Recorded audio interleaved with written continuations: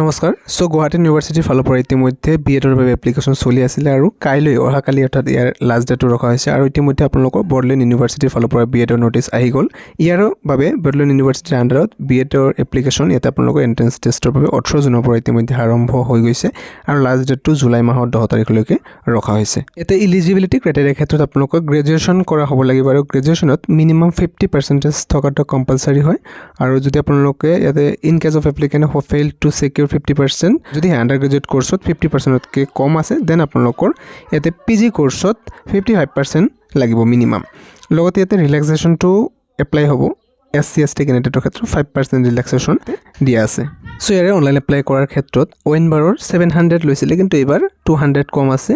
So ইয়াতে 500কে application fees ৰখা হৈছে বড়োলেণ্ড ইউনিভাৰ্চিটিৰ আণ্ডাৰত আৰু গুৱাহাটী ইউনিভাৰ্চিটি যদি আপোনালোকে চাই তাৰ তুলনাত বহুত কম আছে এই ক্ষেত্ৰত।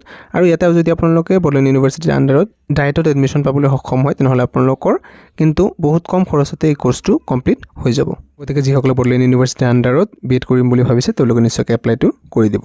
18 তাৰিখৰ পৰা ষ্টাৰ্ট হৈছে এপ্লিকেশ্যন ইতিমধ্যে চলি আছে। লাষ্ট ডেট ইয়াতে জুলাই 10 তাৰিখলৈকে ৰখা হৈছে, আপোনালোকে সেইটো মন কৰিব। গতিকে আজিৰ ভিডিঅ'টো ইমান আছিলে, নিশ্চয়কৈ লাইক এটা কৰি ৰাখিব। Thank U.